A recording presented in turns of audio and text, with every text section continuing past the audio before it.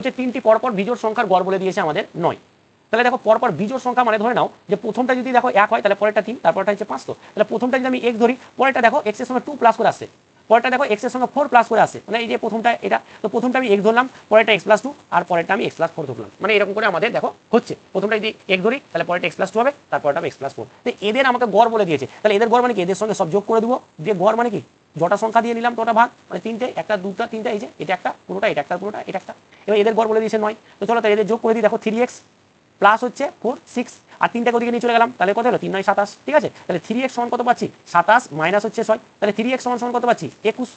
তাহলে x সমান কত পাচ্ছি, x সমান পাচ্ছি 21/3, 3 7 21, মানে আমরা x সমান পেয়ে গেলাম 7। x সমান কত পেলাম 7। তাহলে x সমান যদি 7 পাই তাহলে সংখ্যাগুলো কিরকম, তাহলে আমরা সংখ্যাগুলো পাবো 7 7 + 2 মানে কত, 7 + 2 মানে হচ্ছে 9, আর 7 + 4 মানে হচ্ছে 11। সংখ্যাগুলো এটা বুঝে গেছে, সংখ্যাগুলো এটা। এবার বলে দিয়েছে আমাদের বৃহত্তম সংখ্যা এবং ক্ষুদ্রতম সংখ্যার মধ্যে পার্থক্য। তাহলে বৃহত্তম সংখ্যা কত 11 আর ক্ষুদ্রতম সংখ্যা কত 7, পার্থক্য মানে বিয়োগ, মানে বিয়োগ মানে হচ্ছে 4 অ্যান্সার, এটা হচ্ছে অ্যান্সার 4, যেটা হচ্ছে আমাদের অপশন এ সঠিক অ্যান্সার এ।